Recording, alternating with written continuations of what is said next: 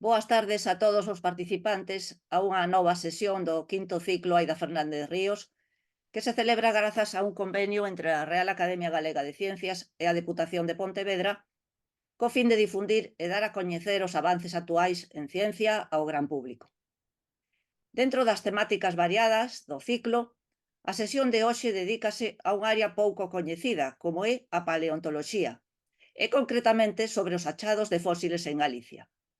Unha temática moi importante para reconstruir a evolución de moitas especies. Para iso, contamos cunha experta nesta materia, a doutora Aurora Grandal. Moitas gracias, Aurora, por a túa disponibilidade para participar. Antes de pasar a presentar a conferenciante, recordar que podedes deixar os vosos comentarios ou preguntas ao longo da charla no apartado de preguntas e respostas, e que trasladarei á relatora ao final da sesión. Tamén recordar que esta sesión, como as anteriores, está sendo gravada e estará en breve disponible na web da Academia. Paso entón a presentar a doutora Aurora Grandal, que nos falará de fósiles a humanos, unha historia de ida e volta. Aurora Grandal é profesora titular de Paleontoloxía da Universidade da Coruña e investigadora no Instituto Universitario de Xeoloxía Isidro Parga Pondal. Dirixe a liña de investigación centrada no estudo dos mamíferos fósiles en xacementos paleontolóxicos, un campo prácticamente inexplorado ata o comezo dos seus traballos.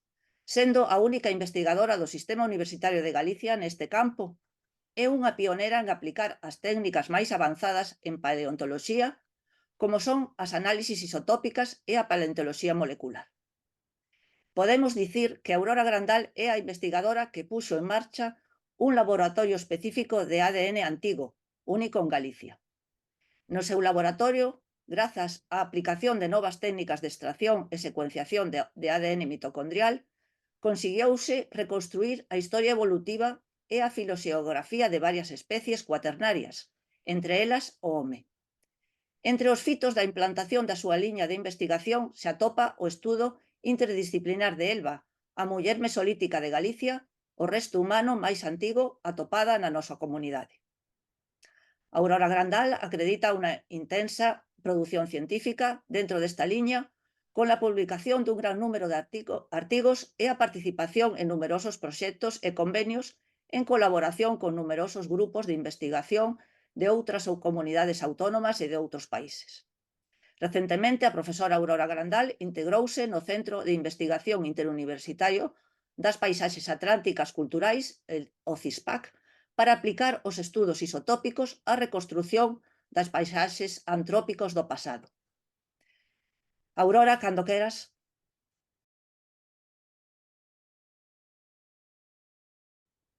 Bueno, pues muchas gracias, Alicia, y muchas gracias a todos los que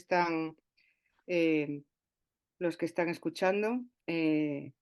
Voy a pasar a compartir la pantalla para comenzar la charla, que espero que os guste mucho.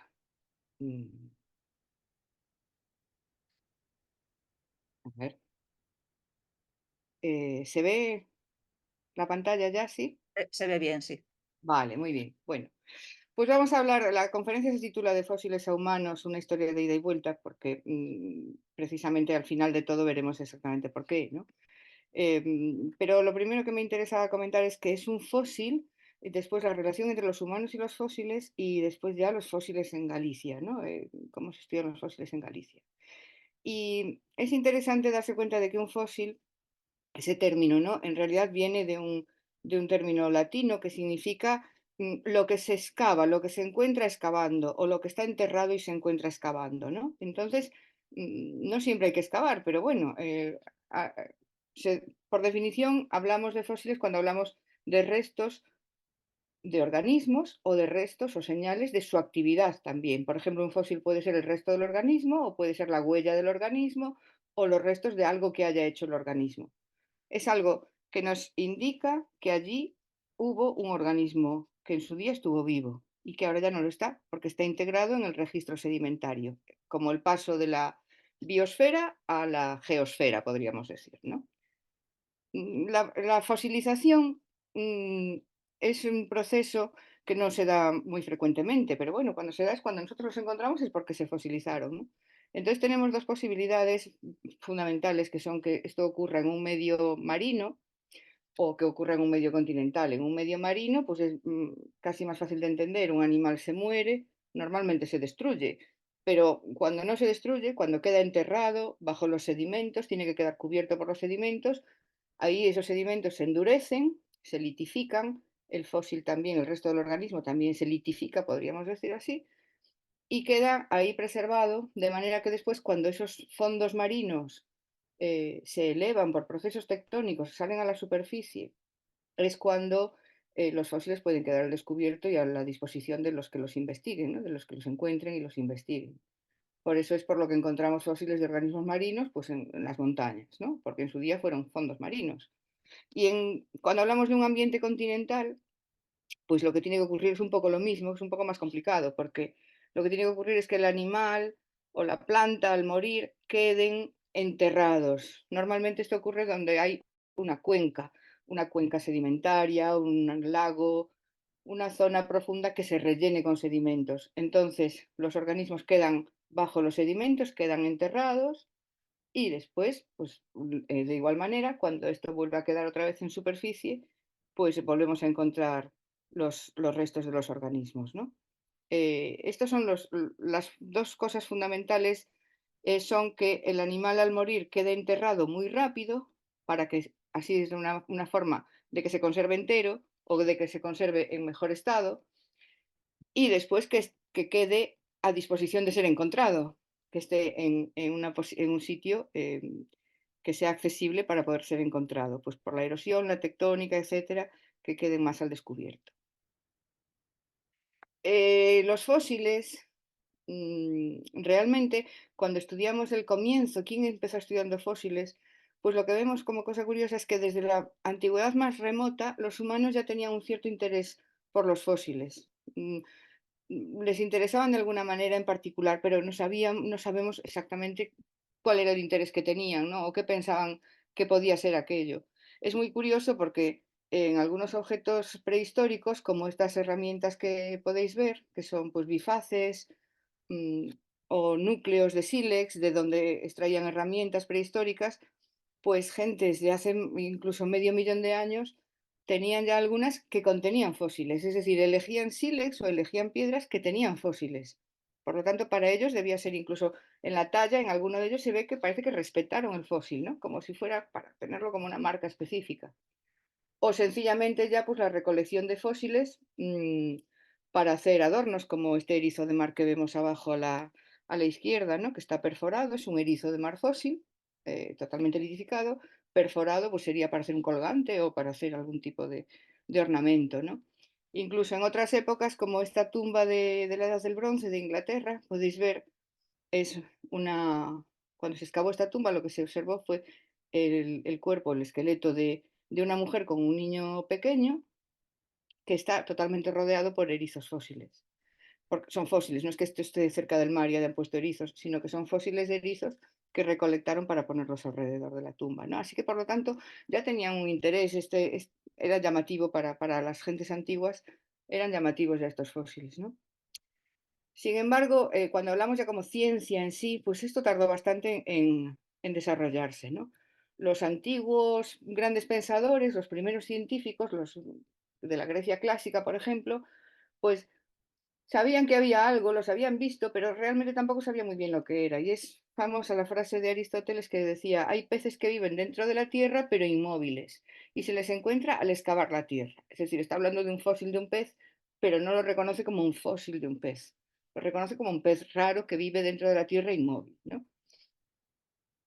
O estas, por ejemplo, Estrabón, cuando describió algunas piedras de las pirámides de Egipto, y decía, las piedras contienen unas pequeñas que tienen forma de lenteja y hay algunas que tienen forma de granos de cebada, ¿no? Cuando eran fósiles de numulites, que son unos foraminíferos de un tamaño así bastante grande para ser un foraminífero, ¿no?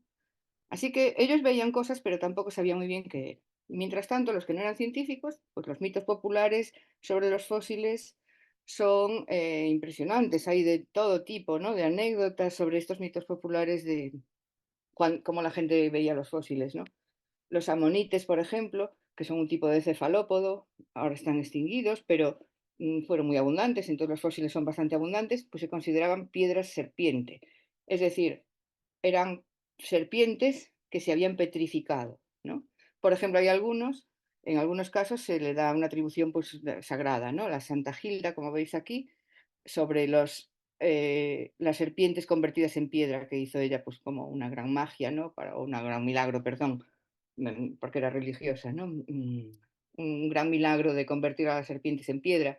Y veis estos fósiles de amonites que fueron retrabajados ahí manualmente para convertirles, para ponerles una cabecita de serpiente, para recordar ese origen, ¿no? Santo de esa conversión. O, por ejemplo, eh, las piedras estrelladas o pietra estregonia, que se usaban mucho también en la Edad Media, que eran o piedras de brujas, se consideraban piedras de brujas, se veía que tenían como estrellas, pensaban que eran trozos de estrella, con esa forma estrellada, luego se cristianizaron un poco y se les dio forma, pues aquí vemos como a Jesucristo más o menos, o se les ponía una cruz, porque era algo como un poco mágico, un poco así como de meigas, ¿no? Y sin embargo lo que es, pues es un coral, es un tipo de coral fósil que se pule y se coloca, pues se trabaja como amuleto o como símbolo religioso por esa forma que tiene como estrellada, ¿no? Hay otras posibilidades también y es que algunos fósiles pues tienen un aspecto extraño o tenían para la gente tenían un aspecto extraño. Y, por ejemplo, veis un cráneo de oso cavernario, que es algo voluminoso, ¿no? Es un animal grande y precisamente aquí en Galicia pues es de lo que más abunda, pero claro, con esa dentición que se le ve al estar solo el cráneo y esos dientes tan grandes, pues se describían como dragones, cráneos de dragón o restos de dragón, ¿no? Porque claro, son animales que en la actualidad o en la Edad Media ya también ya no existían, entonces es un oso muy grande y con unos dientes muy grandes, así que dragones probablemente. U otros, por ejemplo, este es un mito, una leyenda de Italia, del centro de Italia, que es bastante divertida porque era la leyenda de el diablo danzante, que le llaman, ¿no? Y era las jóvenes o una joven mujer que iba por el campo y encontró a un chico guapísimo que la invitó a bailar y se puso a bailar así muy despreocupadamente y mientras iban bailando y bailando resulta que aquel hombre en realidad era el demonio y al danzar iba dejando marcadas sus huellas de sus pezuñas en el suelo. Que como podéis ver en la roca, pues aquí aparece lo que podría recordar unas pezuñas, que en realidad lo que son unos bivalvos fosilizados, que está erosionada la piedra y entonces vemos las dos valvas de las conchas, ¿no? Teniendo esa forma. Entonces, claro, la gente cuando veía estas formas y estas cosas les buscaba un tipo de explicación, pues, o mágica o religiosa o de afuera algo milagroso o al revés, el demonio o lo que fuera, ¿no? Para hablar de unas aproximaciones científicas ya propiamente dichas, pues nos tenemos que adelantar, de hecho, pues ya hasta siglos bastante del Renacimiento, aunque hubo algún adelantado, un monje de la Toscana, Ristoro d'Arezzo, que fue del siglo XIII, que escribió un libro que se llamaba Composizione do Mondo, donde hablaba, bueno, pues sobre todo hablaba mucho de astronomía también, pero hablaba de la Tierra, de las capas de la Tierra, y describió o propuso lo que se llamó la idea diluvista, porque después de haber encontrado conchas de animales marinos en lo alto de las montañas, pues para él esto era la prueba de que el diluvio universal había, al rellenarse todo de agua, había transportado conchas marinas y las había dejado depositadas en lo alto de las montañas, ¿no? Esto fijaos que fue en 1200 y pico, o sea que estamos en el siglo XIII y ahí hubo alguien que ya tuvo alguna idea de intentar explicar esas conchas que veían en las montañas, ¿no? Luego fue mucho más tarde que fue Leonardo da Vinci, que como se estudiaba un poco de todo, pues también hizo estudios de geología y de otras cosas, ¿no? Hasta más o menos. Y en este caso, pues lo que hizo fue estudiar estas conchas que se encontraban en lo alto de las montañas, ¿no? Y aplicando ya algo muy científico, pues aplicó el buscar la orientación que habían adquirido las conchas. Si hubieran sido transportadas, se habrían quedado orientadas de una cierta manera, al ser transportadas por el agua. Pero en cambio descubrió que no estaban orientadas de ninguna forma, sino que más bien tenían una composición como la de una comunidad de seres vivos, unas más grandes, más pequeñas, en distintas disposiciones, ¿no? Pero no por un transporte. Entonces llegó a la conclusión de que aquellas rocas, aquellos materiales, en su día habían sido un fondo marino, pero no sabía muy bien ni se paró a explicar más cómo era posible que ese fondo marino ahora estuviera en lo alto de una montaña, ¿no? Mientras tanto, pues claro, cada vez se conocían más fósiles, se iban descubriendo más. En el Renacimiento hubo grandes estudiosos de muchas cosas y entonces buscaban algún tipo de explicación. Una de las explicaciones que se daban era que la naturaleza tenía, así en general, la naturaleza y las rocas tenían lo que llamaban la vis plástica, o sea, una capacidad plástica, que sería la capacidad de copiar objetos de la naturaleza en forma de piedra. Igual que, por ejemplo, hay minerales que adquieren unas formas muy específicas, unas formas cristalinas, ¿no? Que son, pero unas formas geométricas muy concretas, ellos pensaban que también podría ser que dentro de las rocas se formasen no solo prismas o cubos, ¿no? Sino también que se formasen piedras cristalizadas en forma de cangrejo, en forma de huevo de serpiente, como en estos dos ejemplos, ¿no? En forma de algo. No, es decir, serían piedras con esa forma, porque la naturaleza podría reproducir formas de animales vivos, reproducirlas en una especie de mineralización que creciese dentro de la roca, ¿no? Y esa era un poco una idea que perduró durante un tiempo y bueno, por ejemplo, tenemos algún erudito de la época como Conrad Gessner, que escribió un libro que es sobre todos los géneros o todos los tipos de, de objetos fósiles, ¿no? O de objetos enterrados. Y veis en el libro, por ejemplo, entre los objetos enterrados que él describe, los objetos fósiles, pues describe gemas, que aquí ya las pone engarzadas en sus joyas, ¿no? O describe, como podéis ver aquí, algunos pues, dientes de tiburón y algunos tipos de objetos, ¿no? Este libro fue muy interesante, describía muchos objetos enterrados de naturaleza muy diversa. Pero Conrad Gessner ya antes había escrito una enciclopedia sobre los seres vivos, que es muy curiosa porque es muy completísima e ilustrada en el siglo XVI, fijaos, ¿no? Y entonces en esta historia Animalium, que se llama, son varios tomos, pues describe pues, todos los seres vivos que existían en su conocimiento, ¿no?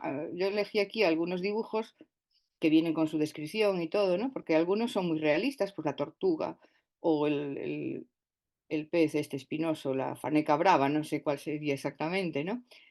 Y otros, pues fijaos que pretendía ser un libro de historia natural y sin embargo aquí tenemos un unicornio todavía.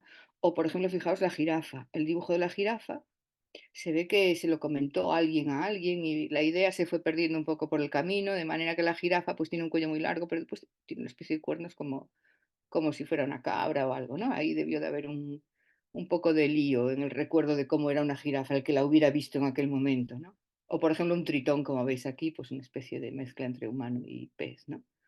Pero entre otras cosas, pues aquí veis un tiburón, esto va a ser interesante, ¿no? Hay un tiburón de los muchos que describe y el diente del tiburón que nos pinta aquí, que está en otra página, pero bueno, lo pegué ahí para que se viera, ¿no? El diente del tiburón cómo era.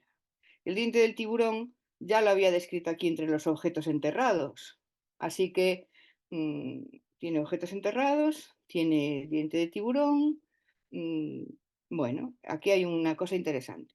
El, el problema quizá es que en aquellos tiempos de los que estamos hablando, pues aunque había bibliotecas y había libros, pues no era accesible a todo el mundo ni era fácil, ¿no? No era fácil que un investigador de Alemania leyera los libros que había escrito pues alguien yo qué sé, de Inglaterra o de Italia. Era un poco más difícil, había que ser, no sé, pues más erudito todavía para poder tener ese conocimiento y poder ponerlo en relación unas cosas con las otras. En aquellos tiempos, en este siglo XVI, eran muy famosas unos amuletos que se llamaban glosopetras. Las glosopetras venían teóricamente todas de la isla de Malta, porque también venían según contaba la leyenda, San Pedro había estado predicando en Malta y había lanzado una bendición sobre la isla de forma que todas las serpientes se habían petrificado. Las serpientes probablemente es que eran venenosas y por eso era una bendición, ¿no? Petrificarlas. Así que las serpientes estaban petrificadas y ahora si se picaba por allí en algunos tipos de roca, aparecían las lenguas petrificadas de esas serpientes petrificadas. Por eso se llaman glossopetras, ¿no? Lengua de piedra. Y se consideraban pues piedras de la buena suerte, etcétera, y figuraban mucho por ahí, ¿no? Y las glosopetras pues nos están recordando claramente a esto que vemos, pero la gente popular, podríamos decir, el libro de Gesner, por supuesto, no lo conocía. Y fue más adelante, un poquito más adelante, cuando tenemos una figura fundamental que es la de Steno, o Niels Stensen. Era un danés que estudió medicina, era médico, pero se dedicó más que a practicar la medicina, se dedicó más a los estudios de anatomía. Fue un gran anatomista, recorrió muchas universidades europeas, aprendiendo y enseñando de anatomía, se interesó mucho hacía disecciones para, bueno, para estudiar la anatomía, también las hacía había como teatros donde él hacía la disección y explicaba lo que veía, ¿no? Y la gente, los investigadores, pues aprendían. Hay unas cuantas cosas que tenemos todavía nosotros en nuestra anatomía que todavía llevan su nombre. Por ejemplo, el conducto de las glándulas salivares, de las parótidas hacia la boca, es el conducto de Steno, que lo descubrió él, y otra serie de cosas, ¿no? Y hubo un momento en que, bueno, fue a la corte del Gran Duque de Fernando a Florencia, pues porque el mecenazgo que ejercían allí en Florencia, pues era también para los científicos. Así que el Gran Duque Fernando lo invitó a que viviera allí y que allí siguiera haciendo sus investigaciones y todo esto, y él pues estaba allí haciendo sus estudios de anatomía, tan tranquilo, cuando un buen día le trajeron una cabeza de un tiburón enorme que se había pescado, que era una cosa bastante rara en el Mediterráneo. Habían pescado un tiburón enorme, le trajeron la cabeza para que hiciera la disección. La disección, donde diseccionaba y estudiaba los nervios, o sea, todo, ¿no? Era una cosa bastante profunda. Y mientras estudiaba la cabeza del tiburón y la diseccionaba, volvió a fijarse otra vez en los dientes del tiburón. Y entonces aquí sí que ya, entre todo lo que suponemos, que entre todo lo que había leído, todo lo que conocía, habría conocido probablemente aquellas obras de historia natural, suponemos, porque esto fue lo que le dio la idea de decir, esto es una glosopetra porque los dientes de este tiburón son iguales a las glosopetras. Y las glosopetras teóricamente están creciendo dentro de una roca, formándose. ¿Cómo es posible que un sólido, que sería el diente, ¿no?, pueda crecer y formarse dentro de otro sólido? Eso no es posible. Entonces, ahí fue como una especie de revolución que tuvo. Dejó de pensar en la anatomía por una temporada y empezó a pensar cómo era posible que hubiera formas sólidas, objetos sólidos, dientes de tiburón concretamente, dentro de una roca. Y claro, llegó a la conclusión de que eso ocurría porque cuando el diente de tiburón se depositó en algún sitio, cuando se le cayó al tiburón el diente, donde se quedó depositado no era una roca, serían unos sedimentos marinos sueltos que después se litificaron englobando dentro el diente. Es decir, lo que descubrió fue el proceso de formación de las rocas sedimentarias, cómo se formaban las rocas sedimentarias, qué eran los estratos sedimentarios, cómo se ordenan temporalmente los estratos, las famosas leyes de Steno, la ley de superposición de los estratos al principio, horizontalidad original, todo esto que tiene que ver con la ya geología pura y dura, ya es un estudio de geología puramente, de geología de las rocas sedimentarias, fue Steno el que lo desarrolló en el siglo XVII, en una obra que se llama algo así como el Adelanto a un discurso sobre los sólidos naturalmente contenidos dentro de otros sólidos. Él quiso hacer un adelanto, pero ya hizo un libro muy largo y estudió la geología de los alrededores, consiguió ya pues ordenar los estratos, ¿no? Ya ahí ya tuvo una forma de que un punto de partida para que los estudios de geología ya fueran unos estudios científicos y serios y basándose con unas leyes, ¿no? Y esto pues ya dio lugar a que se pudieran estudiar muchísimas más cosas ya desde ese punto o bajo ese prisma ya científico, ¿no? Después de Steno, pues los trabajos se fueron adelantando más y bueno, concretamente en paleontología, pues otra figura que nos interesa ahora mismo destacar es la de Cuvier. Cuvier era ya un paleontólogo, estudiaba fósiles, era de vertebrados, era lo que estudiaba él, ¿no? Y estudiaba la anatomía con mucho detalle, hizo el principio de correlación de órganos, es decir, era un anatomista muy destacado y muy mimado también por Napoleón. Tenía un gabinete maravilloso de trabajo, con ayudantes, lo que todo científico sueña y nunca alcanza, pues él lo tenía todo a su mano, ¿no? Y él se dio cuenta de que había, entre los fósiles, había especies que eran distintas a las actuales. Había especies que ya no existían. Entonces llegó a afirmar que eran especies que se habían extinguido, seguramente en grandes catástrofes. Era uno de los de la escuela catastrofista. Habría habido grandes catástrofes a lo largo de la historia de la Tierra en las cuales muchos grupos de animales se habían extinguido. Pero, por otro lado, por aquel entonces, que ya se estaba hablando de la posibilidad de la evolución, pues él hizo un experimento científico y llegó a la conclusión de que la evolución no existía. Porque lo que hizo, la verdad es que la idea era buena, pero claro, le falló el tiempo, ¿no? La cronología más bien. Como era de la época de Napoleón, Napoleón andaba en sus campañas en Egipto, se vino el furor de coleccionar momias, etcétera, pues se trajeron muchas momias de ibis, estas aves del pico curvo, ¿no? Que eran aves sagradas en Egipto.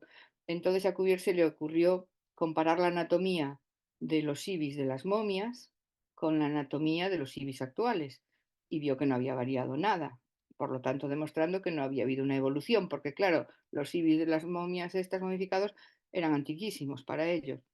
Claro, la verdad es que hay unos miles de años de diferencia, un par de miles de años como mucho, y evidentemente no da tiempo a que haya habido un cambio anatómico, pero para ellos y para Cuvier era suficiente, calculaba él que podría haber sido suficiente para que si hubiera evolución, se hubiera notado, ¿no? Así que él negaba la evolución, pero proclamaba, digamos, la existencia de grandes episodios de catástrofes donde se habían extinguido numerosos grupos de organismos. Alguien también interesante en la historia de la paleontología, aunque normalmente no se le hace tanto caso en este campo, ¿no?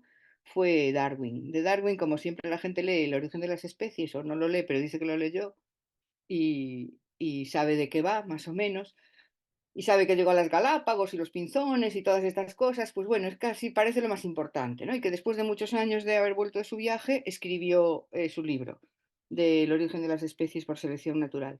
Pero otra cosa que escribió es interesante, es el libro del viaje del Beagle, que describe pues todo su viaje. Y una de las cosas que hizo a lo largo de su viaje, sobre todo en Sudamérica, fue hacer excavaciones paleontológicas, que no tienen tanta fama como su estudio de los picos de los pinzones, ¿no? Pero hizo numerosísimas excavaciones paleontológicas descubriendo un montón de estos maravillosos mamíferos sudamericanos que son especies muy distintas a las norteamericanas y a las europeas, por supuesto, euroasiáticas, porque Sudamérica funcionó mucho tiempo como una isla separada donde hubo una evolución de los mamíferos por separado, ¿no? Así que todos estos perezosos gigantes, los gliptodones, etcétera, pues muchos de ellos fueron descubiertos y excavados por Darwin. Lo que pasa es que Darwin no los publicó estos resultados él, sino que él, como cuando fue en el Beagle, era un jovencito, le encargaron que hiciera eso, pues lo hizo, y luego los fósiles se los pasaba a Sir Richard Owen, que era un famosísimo paleontólogo, que fue pues el que publicó y describió, como si lo hubiera encontrado él, pues todas estas especies de mamíferos sudamericanos tan especiales, ¿no? Eh, Darwin, claro, terminó escribiendo el libro, ¿no? Evidentemente, del origen de las especies por medio de la selección natural. Y entonces una de las cosas que dice en el libro, o que por algún sitio dice, que, si se, que deberían existir formas transicionales. Entre unos grupos y otros tiene que haber formas transicionales. Y que si no se encontraron formas transicionales es porque no se estaban buscando como tales, ¿no? Pero que si se buscaban bien, se encontrarían. Y fue muy curioso porque un par de años después justo se hizo el famosísimo descubrimiento de la Archaeopteris litográfica, que es el fósil transicional perfecto. Es un fósil transicional entre reptil y ave, o entre dinosaurio, más bien, más que reptil, entre dinosaurio y ave.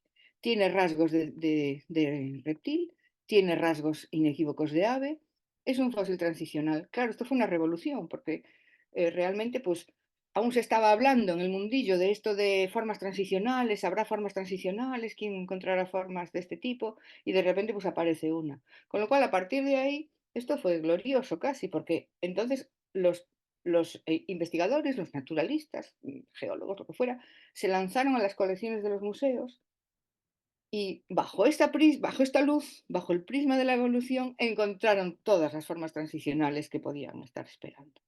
Antes, si no se estaban buscando como tales formas transicionales, no se habrían reconocido. Cuando ya se buscaron como tal, se encontraron todas. Y por último, así en esta, o casi por último, en este panorama, ¿no? Hay también otro detalle, que es que, bueno, los fósiles empezaron a ponerse de moda. Y empezó a ponerse de moda descubrir fósiles, descubrir dinosaurios, ¿no? Y una famosísima episodio fue el que se llama el de la Guerra de los Huesos, que tuvo lugar en Norteamérica, ¿no? Entre 1870 y 1890, entre estos dos personajes, Mars y Cope. Estos eran gente rica, gente aficionados, digamos, muy aficionados y muy ricos, y tenían canteras y tenían minas, entre estaba la expansión del ferrocarril, la conquista del oeste, la fiebre del oro, muchísimas canteras se abrían y se encontraban fósiles. Entonces estos dos personajes que primero fueron amigos, se conocieron y dijeron eran tan aficionados y tal, terminaron haciendo una guerra entre sí, a ver quién era el mejor paleontólogo, el que descubría más fósiles y el que podía destruir más al otro, ¿no? Ponían dinamita en las canteras del rival para destruir los fósiles, etcétera, ¿no? Y fue algo absolutamente salvaje. Descubrieron casi todos los dinosaurios más conocidos, los descubrieron entre ellos dos en su pelea y se llega a más de 150 especies de dinosaurios en solo 30 años más o menos llegaron a describir más de 150 especies de dinosaurios, que es algo increíble, pero todo fue por su pasión de vencer al rival, ¿no? Cuando llegamos a los neandertales, digo, perdón, a los humanos fósiles, también vemos que ya se empezaron a encontrar a finales del siglo XIX, o a principios, perdón, del siglo XIX y a mediados, empezamos a encontrar fósiles de nuestro propio linaje, ¿no? Que fue algo muy llamativo. No era muy aceptado por casi nadie esto. Em, los primeros neandertales, más o menos, pues se dijo de todo. Se dijo que podían ser restos de un hombre deformado, que se habían encontrado, que había sufrido algún tipo de enfermedad. Las primeras reconstrucciones son horrorosas, como una especie de monstruo peludo. Después, poco a poco, se van reconstruyendo mejor, como los vemos en la actualidad, que ahora está de moda hacer unas reconstrucciones muy realistas y muy, muy bonitas, ¿no? Pero en 1924 ya fue cuando se encontró al humano en principio más antiguo de todo, el humano no, en el linaje humano el fósil más antiguo de todos, ¿no? Que sería el Australopithecus africanus. Después aún se encontraron algunos más antiguos, pero esto era un cráneo muy pequeño, porque aún encima era de un niño, con una capacidad craneana muy pequeña, y esto fue muy controvertido, si esto era humano o no era humano, ¿no? La verdad es que hubo que vencer bastantes reticencias para poder estudiar el propio linaje humano a partir de sus fósiles y que el gran público en general lo admitiera como, y algunos investigadores también, lo admitieran como real, como auténtico.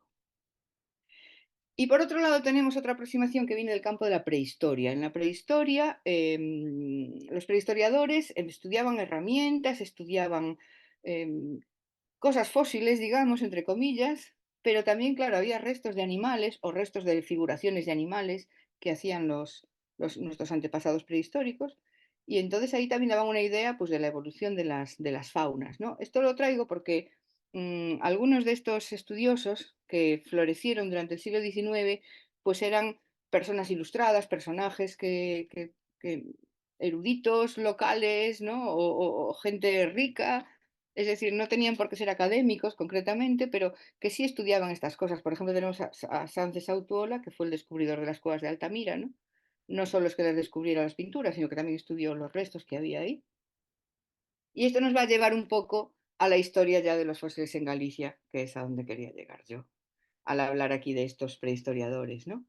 Los fósiles en Galicia, aquí la cuestión que tenemos es que no tenemos grandes grandes sitios fosilíferos. ¿Qué podemos encontrar como fósiles en Galicia? Pues podemos encontrar lo que fueron fondos marinos en el Paleozoico, ¿no? Que contienen fósiles de organismos marinos, pero que ahora están en la superficie terrestre, como decía antes, porque con la tectónica, con la colisión de los grandes continentes, cuando se formó Pangea, el único gran continente, pues esos fondos marinos quedaron elevados, quedaron replegados, como vemos en el pliegue do Courel, el famoso pliegue do Courel. Claro, ¿qué es lo que ocurre? Que esa colisión fue bestial y entonces en esa colisión bestial los fósiles quedan muy deformados o ya directamente desaparecen. Otra de las cosas que podríamos tener es zonas de lagos o de cuencas y esto la verdad es que hay un salto grande desde los fósiles paleozoicos que pueden tener como 400 millones de años, nos vamos a las cuencas sedimentarias como la de Aspontes, las de Meirama, y hablo sobre todo de estas porque se conocen más porque al excavarlas para sacar el lignito, pues se puede ver cuál es el contenido concreto. Y estas ya se refieren a lagos que fueron de hace unos 40 millones de años, más o menos. Eran zonas de lago, zonas lacustres donde se acumularon las cosas. Pero claro, al ser excavadas para sacar el lignito se quemó, así que los fósiles pues se quemaron. Hay algunas muestras que se guardaron en algún sitio, como esta ranita, por ejemplo, pero queda muy poco de esto. También hay otro problema y es que no hay una tradición de este tipo de estudios en Galicia. Igual que en otros sitios la hubo y siguió y desde muy atrás, desde el siglo XIX por lo menos, se hicieron estudios, pues en Galicia la verdad es que fuimos bastante mal. Aquí podemos ver, por ejemplo, como ejemplo, algunos fósiles de estos fondos marinos paleozoicos encontrados en Galicia. Por ejemplo, los crinoideos, que son organismos muy típicos, son unos equinodermos con pedúnculo. Pues, ¿qué se pueden encontrar? Pues trozos nada más de las plaquitas de los crinoideos. Los braquiópodos, que eran unos organismos que vivían en unas conchas bivalvas, pues lo que podemos ver es como el espíritu del braquiópodo, ¿no? La forma que le quedó ahí más o menos, pero totalmente aplanado y deformado. De los trilobites, que son estos artrópodos marinos también tan abundantes, pues en algunos sitios una pequeña forma de un trilobites. Así que el estudio del Paleozoico de Galicia, el estudio de los fósiles del Paleozoico, la verdad es que es algo heroico, no es algo que sea nada llamativo ni que vaya a reportar grandes beneficios a los que lo estudien, porque los fósiles están muy, muy mal conservados. Es casi hacerlo por amor al arte, ¿no? Y aún hay algunos que sí que lo hacen, pero la verdad es que tiene muy, muy poco desarrollo por la mala preservación en general de los fósiles. Aunque hay algunos sitios donde se preservan mejor y hay gente que los estudia, ¿no? Luego estaban también los geólogos que estaban estudiando las rocas de Galicia. Schulz, el pionero muy antiguo, mm, como estaba estudiando los materiales rocosos, pues en algunos casos también aparecían fósiles y esto tenía interés desde un punto de vista estratigráfico para datar las rocas, ¿no? Aquí vemos una de las muestras de Schulz con un fosilito aquí de un pequeño trilobites. O, por ejemplo, ya mucho después, Primitivo Hernández San Pelayo, que fue un ingeniero de minas que también estudió la geología y la paleontología del Paleozoico, pues también algo de Galicia también estudió, ¿no? La fauna paleozoica de la provincia de Lugo, pues fue un pionero en descubrir y describir algunos de los pocos fósiles que se podían encontrar y que estaban tan mal preservados, pero que tenían un interés estratigráfico para saber la edad y la cronología de los materiales, ¿no? Pero el que nos viene aquí al caso mejor es Villamil y Castro, un prehistoriador. Este era archivero, era historiador, era académico correspondiente de la Real Academia de la Historia. De joven vivió en Mondoñedo, después era madrileño, pero vivió en Mondoñedo bastantes años, y entonces estudió y describió este libro de aquí, escribió este libro, perdón, Antigüedades prehistóricas y célticas de Galicia, en 1873, incluso antes que el descubridor de Altamira. Y Villamil y Castro, pues estudió la cueva del Rey Cintolo, hizo su primer croquis ahí más o menos y tal, hizo excavaciones, encontró huesos en algunos, y otra cueva más pequeñita que se llama Furada dos Cas, que como veis pues tiene una topografía bastante rectilínea y simple, así en cuesta abajo, y es una excavación bastante profunda. Y lo curioso es que, bueno, cuando habló de la Furada dos Cas, empezó a hablar de que había huesos de pequeños roedores, huesos de carniceros, huesos de rumiantes de gran talla, es decir, estaba ya hablando de una fauna, sí, cuaternaria probablemente, o sea, reciente, no sabemos de cuánto, pero no demasiado antigua, pero una fauna fósil, al fin y al cabo, ¿no? Lo que pasa es que, claro, fijaos en esta excavación que hizo al final de la galería y lo que dijo. Después de alcanzar 3 metros, el amontonamiento de piedras colocadas sobre el suelo del esnable de la cueva llegó a ser una seria y constante amenaza de una horrible catástrofe y me obligó a suspender los trabajos antes de llegar al suelo verdadero. Es decir, él solo, el pobre, aquí excavando con todo esto que iba sacando, se lo echaba encima y pensó, como se me caiga encima, me quedo aquí para siempre. Y quizá, bueno, fue un primer comienzo muy prometedor, encontró huesos, encontró cosas, encontró restos de animales de distintos tipos. Aquí en este dibujo que tiene esta lámina son caballos, básicamente, no sabemos, están algunos en el Museo Provincial de Lugo, otros los dejó en Madrid. Pero después de esto que ocurrió en 1873, pues la nada, vino la nada. Nadie continuó este tipo de trabajos. Por algún motivo, no se siguieron buscando yacimientos en cuevas, ni siquiera por parte de los prehistoriadores, no se siguieron buscando otros yacimientos de otro tipo, es decir, los fósiles en sí no fueron estudiados más en Galicia por motivos diversos, que, bueno, algunos conocemos un poco más y otros conocemos un poco menos. Sabemos que tenemos muy pocas rocas de tipo sedimentario que no estén grandemente deformadas. Tenemos bandas de caliza muy estrechas, empezando en Mondoñedo, llegando hasta abajo, hasta Valdeorras. Hay zonas que podrían tener fósiles, pero apenas se revisaron. Hay un hallazgo aislado, curioso, que es el de una cantera de calizas para una cementera, que está ¿cómo se llama? Bueno, en Buxán, en Bóveda, en Lugo, en la que los trabajadores dieron después aviso a investigadores que eran Isidro Pargapondal y otros, Torre Enciso y Lope de Azcona, encontraron restos de mamut aquí caídos en una grieta entre la caliza de la cantera. Se cayó, fue arrastrado los restos, probablemente más, de un mamut. Y esto fue en los años 60, por ahí estaban los restos del mamut, y aquí vemos uno de los molares que quedan de los mamuts del mamut de Busham. Esto fue algo muy llamativo porque desde hacía sabe Dios cuánto tiempo nadie había encontrado ningún fósil y apareció este fósil aquí, pero tampoco se siguió estudiando mucho más.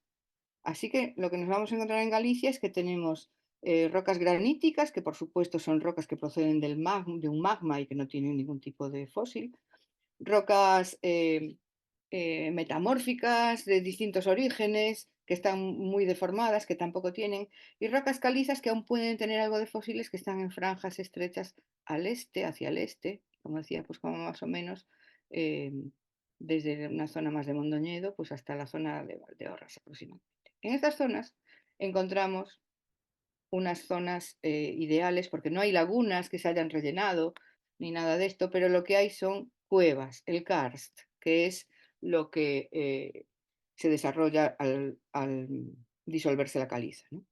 Entonces en el karst es una zona que al fin y al cabo, si allí llegan a depositarse restos de animales o de lo que sea, pues quedan bastante apartados de lo que son las inclemencias atmosféricas, ¿no? La meteorización. Así, por ejemplo, los prehistoriadores estudiaron la cova da Valiña, desde el Museo Provincial de Lugo, el director en 1962, y luego más adelante pues, de otros investigadores de Santiago, y fueron encontrando algún hueso, pero en realidad tampoco hay un gran equipo de trabajar, o lo había en aquel momento, ¿no? De trabajar en cuevas y de buscar restos, ¿no? En Galicia nos encontramos estas zonas con muchas cuevas y aquí viene nuestra historia, ¿no? Los espeleólogos, la Federación Gallega de Espeleología, que promovió el estudio de las cuevas, un estudio desde un punto de vista científico, en colaboración con el Laboratorio Geológico de la SIE, porque en estas cuevas se encontraban restos óseos, restos de animales de muy distintos tipos. Así que entre el Laboratorio Geológico de la ASE y la Federación Galega de Espeleología, después el laboratorio dio lugar al Instituto Universitario de Geología en el que yo trabajo, y de la Federación los diversos clubes, entre ellos el CETRA, que es en el que yo estoy integrada, tengo que hacer la propaganda. Pues de esa colaboración es de donde nació realmente el estudio de todos estos restos. Aquí tenemos algunos de los restos inicialmente encontrados en los años 80, pues que ya son de diversos tipos de animales, de ciervos, de osos, estaban aún muy sin estudiar, pero después pues ya se fueron estudiando y se fueron conociendo más. En las cuevas encontramos restos de animales que vivían en las cuevas o que cayeron en las cuevas o que fueron transportados a las cuevas, así que puede haber muy distintos tipos de animales. Concretamente nosotros nos centramos en las cuevas de Courel, en algunas de las cuevas de Courel, y en ellas y cercanías, como Irós, que por ejemplo no está concretamente en Courel, pero está en Triacastela, bastante cerca, ¿no? En ellas se pueden hacer estudios de una recogida superficial, a veces los huesos están en superficie, están allí intactos desde hace hasta miles de años, puede ser, ¿no? A veces están transportados dentro de la cueva en un depósito secundario, a veces pues se hace la excavación propiamente dicha porque se encuentran ya integrados en los sedimentos, ¿no? Y lo que encontramos básicamente pues fue en la Serra de Courel y en las inmediaciones son yacimientos, sí, los yacimientos son oseras de oso cavernario. Yo creo que Galicia era como un paraíso para el oso cavernario. El oso cavernario era un animal muy grande, herbívoro, eh, bueno, que hibernaba en las cuevas y por eso se encuentran los restos más abundantemente de esta especie dentro de estas cuevas, ¿no? Vemos las excavaciones, eh, el trabajo que llevan, la limpieza, los estudios, la medida, y estas ya son los estudios tradicionales en paleontología: identificar las especies, medirlas, compararlas. De fauna que podemos encontrar así en general de todas estas cuevas, pues osos cavernarios, osos pardos, ciervos, caballos, corzos, cabras montesas, jabalíes, rebecos, y otros un poco más llamativos como rinoceronte lanudo, el propio mamut de Wuhan, que es el único que se encontró, bisontes, y también de los grandes carnívoros, lobos, no hay muchos. El lobo no era precisamente muy desarrollado en estos tiempos pleistocenos, pero león de las cavernas, leopardo, hiena de las cavernas, es decir, toda esta fauna del Cuaternario que habitaba por Galicia y que la encontramos dentro de las cuevas. Aparte de los estudios pues de excavación, extracción de los materiales, estudio métrico comparado, estudio anatómico, etcétera, nosotros desarrollamos de manera pionera pues un laboratorio de paleontología molecular en el que se hace lo primero estudios del colágeno óseo. Con esto llevamos más de 20 años, y más recientemente pues el laboratorio de ADN antiguo del que os hablaban en la presentación. ¿Y qué es lo que hacemos con esto? Bueno, pues esto es un paso más, ¿no? Es dar un paso más en la paleontología y hacerla avanzar un poco más hacia esta rama de paleontología molecular que tiene mucha información.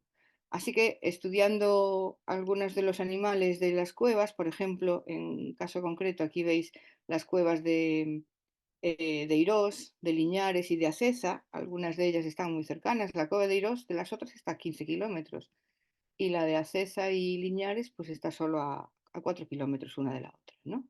Y en todas las cuevas encontramos osos cavernarios. Y también bueno, en Eiros y Liñares encontramos ciervos, ¿no? Entonces la idea, por ejemplo, con el estudio del ADN mitocondrial, es decir, el ADN que se hereda por vía materna, extraído de los huesos fósiles mediante una técnica específica para enriquecer un poco el ADN fósil que se conserva en los huesos, pero que se conserva puede estar dañado, es decir, hay una técnica especial para extraer ADN de un fósil, ¿no? No es como extraer ADN de cualquier otro organismo que esté vivo. Pues este ADN mitocondrial que nos habla del linaje familiar, el linaje materno de los osos, nos trajo como cosa curiosa que cada cueva tiene su linaje prácticamente. Cada cueva tiene un linaje mitocondrial específico, ¿no? Algo extraño. En cada cueva están los osos del mismo linaje. Aquí lo vemos con otra representación. Mm, Básicamente cada cueva tiene su linaje de osos, su familia, ¿no? Solo hay una, por ejemplo, hay un linaje que tiene, una cueva que tiene hay unos jovencitos de otra cueva que se cambiaron de sitio, unos osos muy, muy juveniles, ¿no?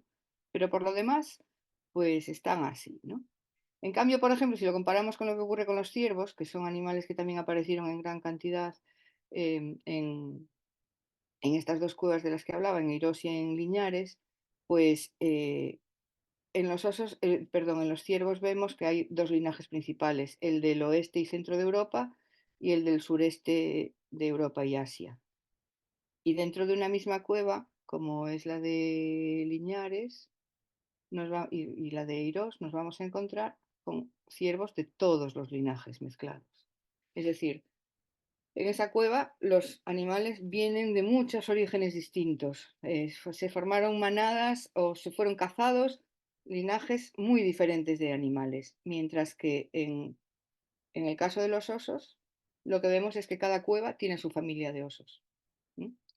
Los osos, esto quiere decir que los osos volvían a hibernar a su cueva de nacimiento cada año. Por eso cuando se mueren en la cueva donde nacieron, en la cueva de su linaje materno, ¿no? Y nos está hablando de un comportamiento de una especie extinguida, con el estudio mitocondrial.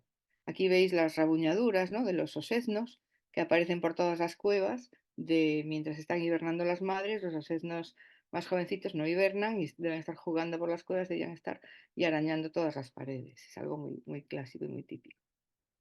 Por otro lado, con los estudios de isótopos estables, pues lo que se hace es que se extrae colágeno de los huesos fósiles, que aunque parezca que deben de tener poco, pues tienen menos que un hueso fresco, pero todavía tienen.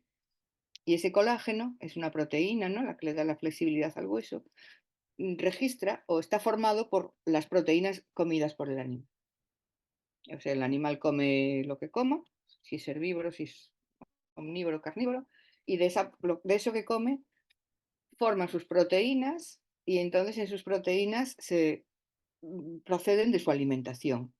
Y estudiamos los isótopos estables del nitrógeno, el nitrógeno y el carbono también, pero bueno, aquí nos interesa el nitrógeno. El nitrógeno tiene un isótopo pesado, es decir, en la naturaleza existen átomos de nitrógeno que son un poco más pesados que lo normal. Y a lo largo de la cadena trófica, esos átomos de nitrógeno que están en las proteínas se van quedando acumulados en el cuerpo, podríamos decir. De manera que un herbívoro tiene una señal, un valor de isótopos de nitrógeno bajo, un omnívoro que se come al herbívoro se le acumula más y tiene un valor intermedio, un carnívoro que se los come a los otros tiene un valor más alto. Por lo tanto, este valor nos indica cómo era la dieta de ese organismo. Así que en los osos esperaríamos, como sabemos que son herbívoros por su dentición, esperaríamos que tuvieran un valor similar al del ciervo o un poco más alto. Lo que vemos es que lo que tenemos aquí es que los ciervos tienen unos valores bastante altos y los osos tienen valores distintos, pero más bajos.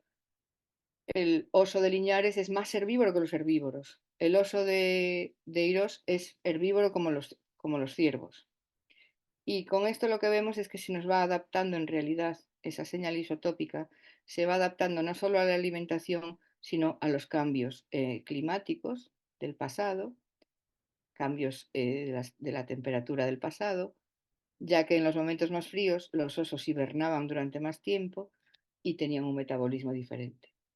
Así que aunque eran herbívoros, su señal isotópica varía por su metabolismo de reciclaje durante la hibernación. Es otra forma también de ver cómo era el metabolismo, pues, de una especie que en la actualidad también está extinguida. Y por último, pues vamos a comentar, vamos a volver esa historia de ida y vuelta, ¿no?, que decía al principio. Nosotros estudiamos los fósiles y los fósiles están ahí y llega un momento que nos estudiamos a nosotros mismos, como nuestros antepasados, ¿no? Algún día a lo mejor nosotros también llegamos a ser fósiles, y alguien nos estudiará, pero esta historia de ida y vuelta entre humanos y humanos reales o vivos y humanos fósiles la vemos reflejada aquí en el caso de Elba. Elba, que era la mujer gallega de unos 10.000 años aproximadamente, que es la gallega más antigua que hemos encontrado, la mujer más antigua de Galicia con datación. A Elba se la encontró un poco de una manera casual, totalmente, porque en una cueva, que es una sima, Chando Lindeiro, es una grieta muy profunda que se abre hacia abajo un poco más y que corresponde a un desprendimiento, a un hundimiento de una dolina en la superficie, se hundió, colapsó con bloques de piedra, con barro y con todo en un episodio único, se hundió hasta abajo, ¿eh? Y ahí en esa zona baja encontramos restos, entre los bloques, etcétera, restos de uro, la vaca, el antepasado silvestre o salvaje de la vaca doméstica, ¿no? Hay restos de 3 uros, están totalmente, esto es una reconstrucción a partir de muchos trocitos, porque entre los bloques de piedra, imaginéis que esa caída pues rompió bastante todos los restos, ¿no? Y entre los bloques, aquí vemos la arcilla que es rellena por el medio, vemos restos de hueso y lo que hay abajo de todo, caído en un episodio único y repentino, hundido desde la superficie, son los restos de 3 uros y una mujer. Aquí veis, por ejemplo, un diente de la mujer, aquí algunos de los huesos del, de los brazos de la mujer, un fémur de esta mujer, de los uros pues no lo tenemos aquí. Este hallazgo fue impresionante porque la primera vez pues fue una cosa casual, pero luego ya fue muy dirigido a recuperar los restos, porque la cueva es una cueva muy peligrosa, es decir, muy dinámica, hay que bajar a esa cueva pues con un gran equipo, así que tenemos la suerte de contar con nuestros compañeros del club de espeleología para poder descender a ese sitio e ir recuperando los huesos que iban quedando liberados a medida que el desprendimiento se iba desmoronando cada vez más. Así que tenía un cierto peligro porque se nos desmoronaba un poco encima, pero se pudieron ir recuperando los huesos que iban quedando liberados de esas piedras y esa arcilla, ¿no?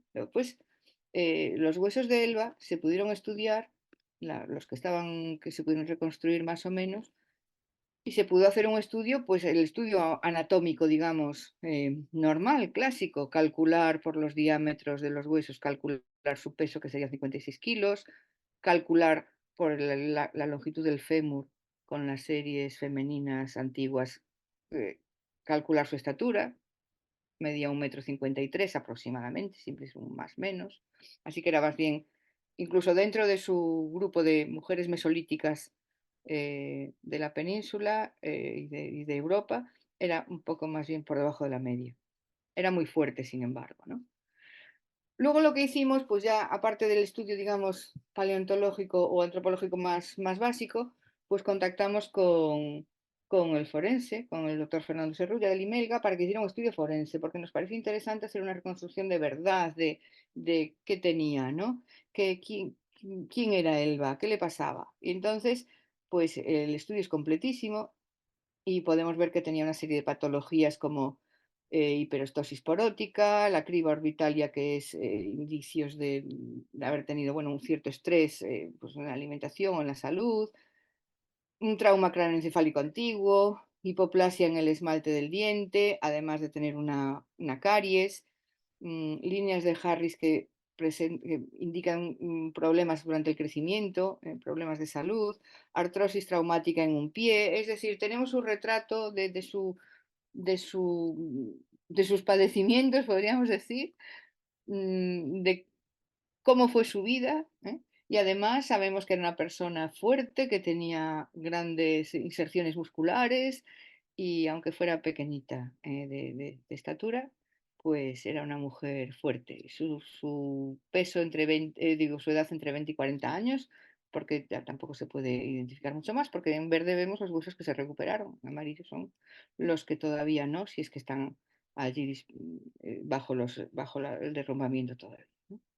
Además se hizo una reconstrucción artístico-forense en la cual, pues a partir de datos, aunque nos faltan muchos huesos de la cara, sí que están las cejas, podríamos decir, está un poco el nacimiento del pómulo, así que toda esta zona se puede reconstruir de una manera forense, no es una reconstrucción simplemente artística, sino que lleva un estudio forense de la musculatura que puede tener y las partes blandas, ¿no? Y tenemos la reconstrucción de la cara de cómo podría ser Elba, salvo quizá la zona de la boca que va sencillamente armonizada con lo demás, ¿no? Con los isótopos estables, que también si estudiamos, pues si os acordáis que decíamos, aquí abajo estarían los herbívoros, por aquí irían los carnívoros, lo que vemos de Elba es que no era muy carnívora, era una persona que ya, aunque en la época del Mesolítico, aún en muchos sitios todavía eran cazadores recolectores, tienen valores isotópicos muy de carnívoro, si son costeros tienen valores de comer mucho pescado y moluscos marinos, ¿no? Pero Elba tiene bastante poco todavía, ya no come mucha carne en comparación con otros contemporáneos. Y el estudio del ADN mitocondrial lo que nos indica es que tiene un haplotipo que se llama U5, que es el de los cazadores recolectores europeos. El estudio lo hizo nuestra colega Gloria González Fortes, que es la que lleva el laboratorio de ADN antiguo en la actualidad. Ese haplogrupo de Elba pues migró en algún momento y llegó, apareció entre 11 y hace 20.000 años, ¿eh? Y aquí lo tenemos también pues como con otros del Mesolítico, también cómo se relaciona, vemos una diferencia específica con otros grupos de otras épocas. Y aquí la tenemos en esta esquina y aunque no se ve muy bien arriba, tiene un componente ancestral ahí súper interesante y tiene un gran componente de cazadores recolectores europeos y también pues ya algo de los neolíticos que venían ya le fue llegando, ¿no? Del estudio del ADN nuclear también se pueden saber rasgos físicos. Cuando Gloria hizo el estudio de los rasgos físicos que podía tener Elba, estábamos pensando también entonces en su reconstrucción, pues se encontró con que tiene los alelos ancestrales de tener los ojos muy oscuros, el pelo muy oscuro y aunque aquí no está también representado, la piel muy oscura. Era algo característico de esos grupos iniciales de hace, aunque sean 9.000 años, tener una piel muy oscura, unos ojos muy oscuros y un pelo todavía muy oscuro. Los colores claros fueron llegando después. Así que al final tenemos una reconstrucción, un retrato robot perfecto aquí de casi todo lo que podíamos querer saber de Elba, ¿no? Tiene 9.100 años de antigüedad, o sea, vivió en esos tiempos.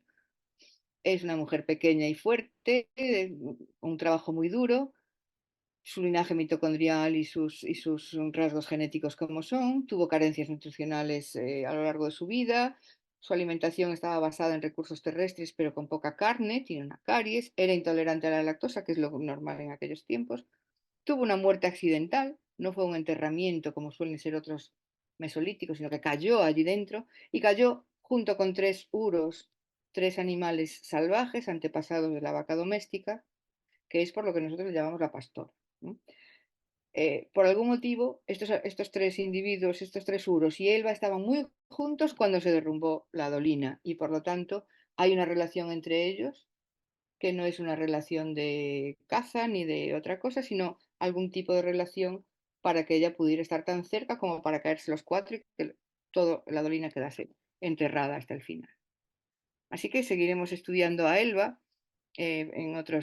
con otros tipos de estudios que se puedan hacer, pero en realidad la tenemos muy bien caracterizada y aquí, bueno, ya artísticamente pues nos la caracterizan junto con los tres uros, aunque yo creo que los uros de Elba eran un poco más pequeños ya de lo normal. Y con esto termino con este ejemplo de Elba, pues para hablar de ese ida y vuelta, ¿no? Aquí está una antepasada de la que nos queda poco componente genético de Elba. En la población actual ya no queda mucho, está muy diluido, pero, pero sí que es nuestra mujer más antigua de nuestro territorio y estamos contentos de haberla podido estudiar. Y con esto, pues ya termino. Muchas gracias a todos, espero no haber sido muy larga ni pesada. No. Muchas gracias, Aurora. Cuando quieras puedes dejar de compartir. Y bueno, animo a los que están conectados que, como dije al principio, que dejéis cualquier pregunta en el apartado de preguntas y respuestas. Eh, eh, Muy buena, me gustó mucho tu charla. Hiciste un recorrido histórico, ¿no? Que yo no conocía de cómo fue desde la época de Leonardo, cómo empezó la parte científica y tal. Es poco conocido por mucha gente, claro, como has dicho de Darwin, ¿no? Que todos los conocemos, pero no conocemos la faceta paleontológica, ¿no? Comentaste ahora al final lo de Elba, ¿no? Que salió tanto, bueno, en los medios de comunicación y eso. Y realmente está descartado que el hecho de que se encontraron con los restos de los uros, que no los utilizara nada como fuente ni de alimento ni de nada. Elba, bueno, Eh, Lo que ocurre, los restos de euro también van saliendo fragmentados, pero bueno, hay algunos huesos que están enteros, ¿no? Y entonces no tienen ningún rasgo, esos huesos no tienen ninguna característica de los huesos que se utilizaron como fuente de alimentación. Porque normalmente en esos huesos hay marcas de corte, hay marcas de descarnamiento de algún tipo, y estos huesos están enteros. Estos huesos son los huesos de un animal que se cayó entero, bueno, de tres, en este caso, porque quiero decir animales que se cayeron y que no están aprovechados, no tienen ningún tipo de marca de aprovechamiento cárnico. Y además, hay restos, aunque es muy parcial lo que se encuentra, restos del cráneo, probablemente porque es lo que más queda atascado con los cuernos tan grandes, ¿no? Restos de muchas partes del esqueleto. No hay algo preferencial de que haya unas partes sí y otras no. Es decir, la interpretación es que eran tres animales vivos enteros y Elba viva entera. En una dolina de unos, quizás sean 5 o 6 metros de diámetro, que se hundió y que colapsó al momento y quedó cerrada. O sea, no es una sima Ya, por la ya, que ya. hubiera ido cayendo, ¿no?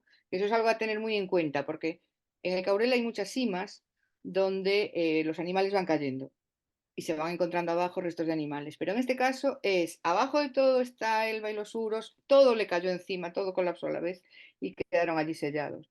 No hay restos de ningún otro animal más que estos tres uros, y eso no es normal en una sima, más que estos tres uros y la mujer. Entonces, ¿qué hacía Elba con los uros? No sé. Claro, nosotros decimos la pastora, pues nos gusta llamarle la pastora. Estaba muy cerca de los uros, quizá quería cogerlos, quizá quería, no sé.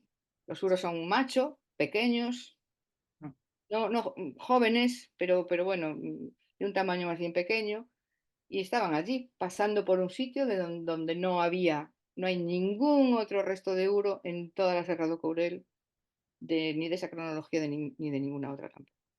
De acuerdo. Y enlazando con esto, aquí hay una pregunta de Noelia Pérez que dice: tense previsto facer máis escavacións na cova do Chan do Lindeiro para tentar atopar máis restos de Elba e dos Uros?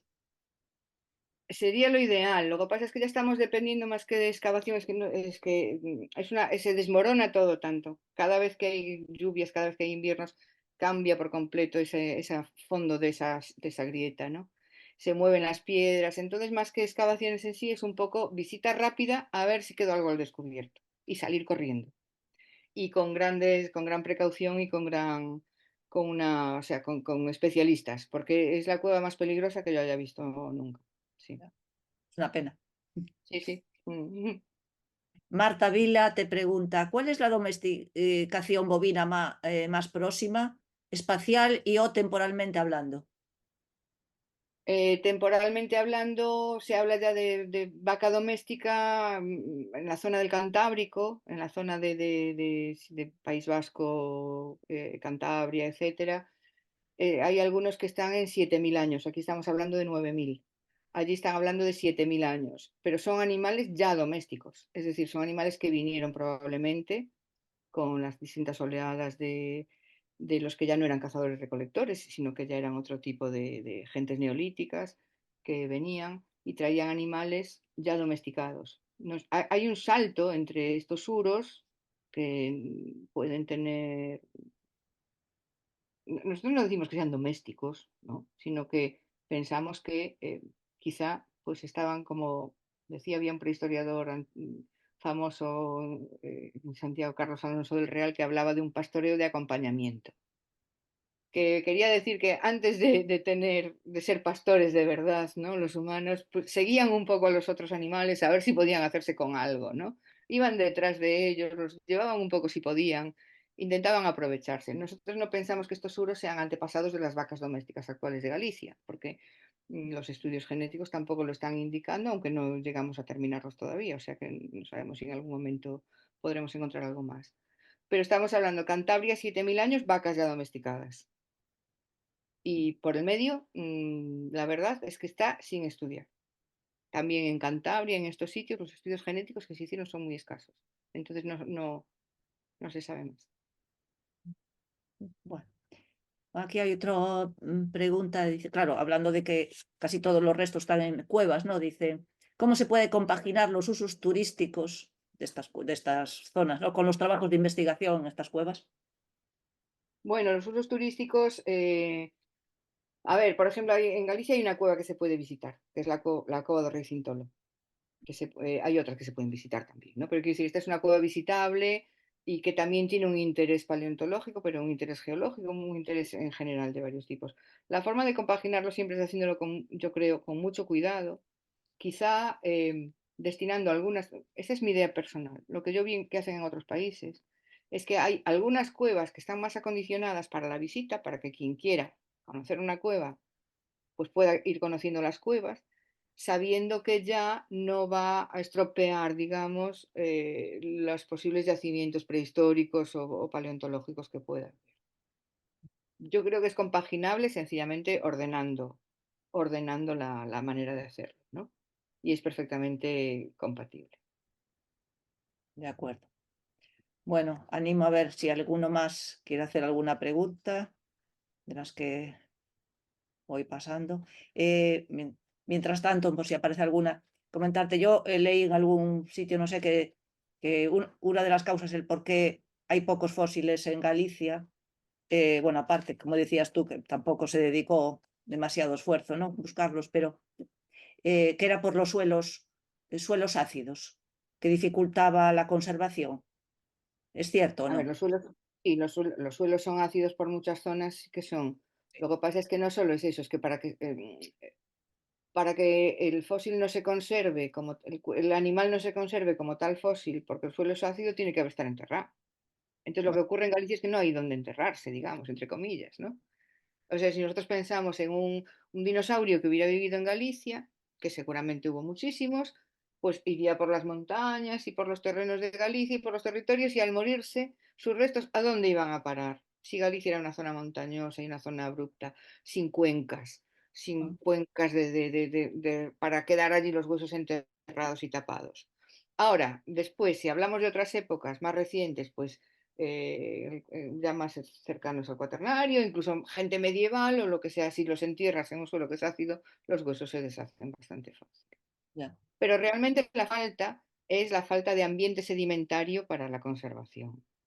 Eso es el principal aspecto, ¿no? Si no hay un ambiente sedimentario, los huesos no se van a conservar, los restos.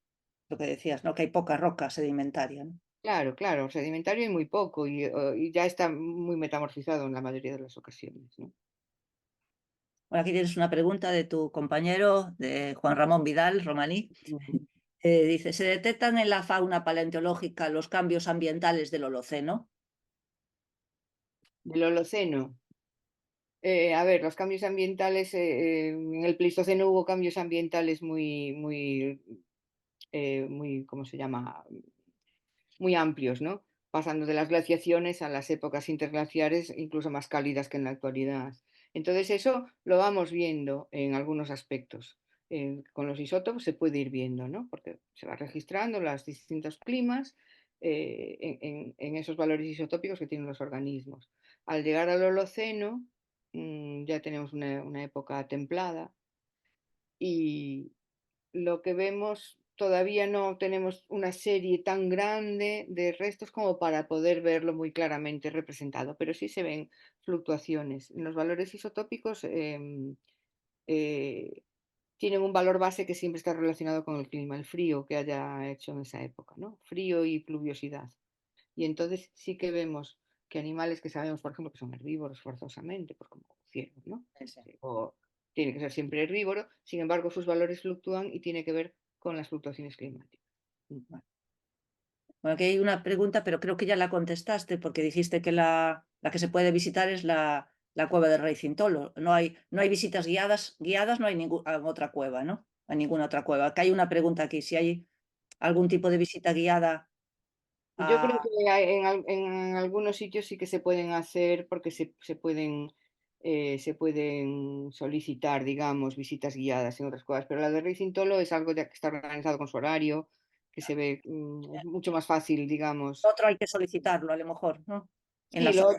lo otro es a través de guías de otra manera un poco más compleja, pero la Racing Tolo tiene un horario de apertura, un sitio donde uno se apunta, va con su guía perfectamente, son unas visitas guiadas buenas, no son para ir de traje de calle, ¿eh? Son de ir a meterse a la cueva y a retorcerse un poco por allí, ya entre los pasadizos, o sea que, bueno, que no sirve tampoco ir de chancletas, ¿no? Sino que es ir a una cueva de verdad. Vale. Que hay una pregunta de Carlos Arce Chamorro que dice, hay una publicación del Instituto de Xeoloxía de la Universidad de A Coruña que hace referencia a fósiles de ciervos que estudiasteis en bosques fósiles de la Mariña lucense. ¿Podrías explicar un poco ese estudio tan peculiar y lo que significan esos restos? Ah, sí. A ver, un poco, no sé si se puede. A ver, en las playas no parecería un ambiente sedimentario, sí que parece, ¿no? Pero es un ambiente sedimentario o no. Hay arena, hay sedimentos, pero aparecen fósiles, en algunas de las playas aparecen fósiles de animales terrestres, o sea, continentales, como ciervos o vacas, en unos depósitos que son el suelo de un bosque. Son suelos de bosque de cuando el nivel del mar estaba más bajo. Las últimas épocas glaciares, el nivel del mar estaba mucho más bajo, sobre la última época glacial, pues a bastantes kilómetros de distancia de la costa actual. Y en estas zonas que ahora son playa, pues eran zonas de bosque donde se acumulan los restos de vegetales, los propios del propio suelo de bosque. Hay troncos, hay ramas, hay tocones de árboles, todas estas cosas en unos depósitos negros que alguna gente les llama turba, pero no es turba, realmente son depósitos de suelo y troncos, ¿no? Y aparecen restos también de los animales pues, que vivieron en esa época por ahí, tienen esas dataciones, 3.000, 4.000, 5.000 años. Claro, después salir en la época posglaciar, al volver otra vez a subir el nivel del mar, pues primero la arena soplada por el viento les tapó con dunas, ¿no? Tapó esos fondos de esos bosques fósiles, esos suelos de bosque, quedaron tapados por las dunas, quedaron fosilizados, ¿no? Por esa arena eólica y después el nivel del mar subió hasta donde está en la actualidad, que va erosionando esa propia arena y los va dejando otra vez al descubierto. Son unos medios muy originales, entre comillas, son muy poco previstos, ¿no? Pero que realmente son abundantes en la costa de Galicia. Bueno, aquí se anima la gente a seguir preguntando.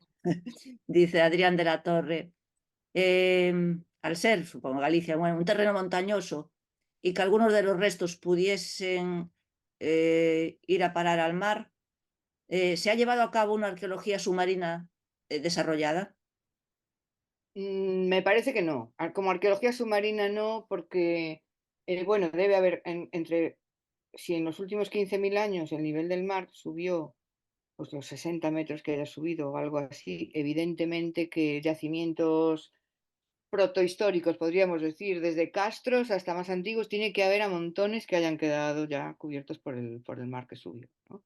De la edad del hierro, de la edad del bronce, del calcolítico, seguramente la gran mayoría están bajo el nivel del mar ahora, ¿eh? Porque son kilómetros y kilómetros de costa. Que 60 metros o así, o 120 metros en algunos casos se calcula, son en la vertical, lo que estaba al nivel del mar más bajo. En la vertical, 120 metros quiere decir que en la horizontal son kilómetros y kilómetros. No había rías como las conocemos hoy en día, eran valles fluviales y todo esto, ¿no? Eso tenía que estar lleno de asentamientos de muy diversos tipos y eso no está estudiado, están ahí debajo. Y luego ya si nos vamos a épocas mucho más antiguas, en el Mesozoico, por ejemplo, pues dinosaurios no, pero algunos restos de cosas más o menos continentales sí que aparecen, pero ya en zonas profundísimas. A veces los pescadores, por así en las zonas del Gran Sol, digo del Gran Sol, del Banco de Galicia, bueno, zonas costeras de Galicia, pero de mar muy profundo, pueden sacar restos de cosas mucho más antiguas, efectivamente, arrastradas desde la zona montañosa hacia el mar. Pero estudiado la arqueología por ahí, no, no, nada. Muy poco, por lo menos que yo sé. Noelia Pérez comenta, bueno, pregunta, si en alguna cueva gallega las huellas de los osos, se encontraron huellas de osos cuando hibernan, como en el caso de las cuevas cántabras.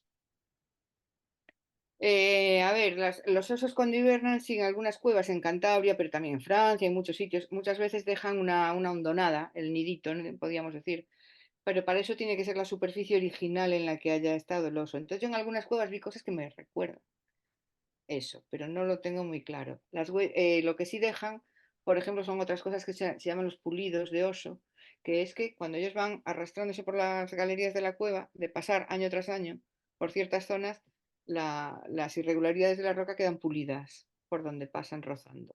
Y eso se ve en algunas cuevas. Y luego los arañazos, eso está en muchísimas cuevas.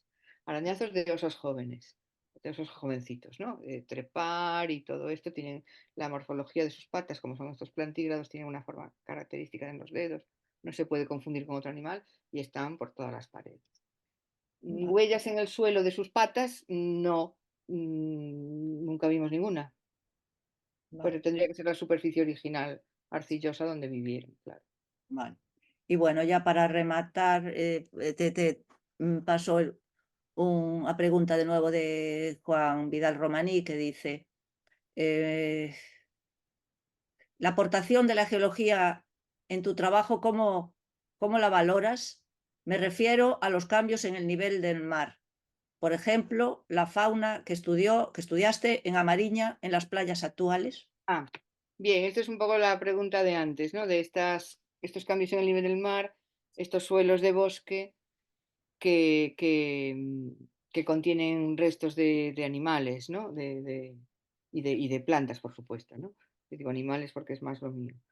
Pues naturalmente, o sea, es que si no es bajo la luz de la dinámica geológica, entre comillas, de la subida y la bajada del nivel del mar y la interpretación que pueden hacer los geólogos de cómo ocurrió esa subida y esa bajada y cuándo, ¿no? Y las aportaciones de la arena, de las dunas y todo esto, pues nos quedaríamos en decir, encontramos una cosa negra aquí que tiene restos vegetales y tiene huesos algunos huesos de animal. Pero la interpretación viene siempre de la historia geológica del sitio estudiada por ellos, porque si no, no se podría entender el proceso, ¿no? Que es al fin y al cabo lo que interesa, reconstruir ese proceso todo. Bueno, pues con esto vamos a dar por concluido. Te agradezco, Aurora, esta charla, a ver si se contribuye, ¿no? a que la gente se anime más a estudiar geología en general y paleontología en particular, ¿no? Y Ujú. nada, también agradecer a todos los inscritos y que se han conectado y por la gran cantidad, se ve que estuvieron muy interesados, la gran cantidad de preguntas que han hecho. Y nada, pues Pues de muchas nuevo, gracias a gracias, todos. gracias a todos. Entonces, bueno, ya os emplazo a los que estén interesados a la última sesión la próxima semana con otra temática muy diferente, que es la inmunología en la terapia del cáncer, pero totalmente diverso, pero esa es la filosofía de estos ciclos, ¿no? Tocar muchas temáticas diferentes. Bueno, pues sin más, nada, nos despedimos. De nuevo, agradecer a todos, a ti, Aurora, y a todos los conectados a la sesión. ¿De acuerdo? Bueno, pues nada, un abrazo. Gracias. Hasta luego.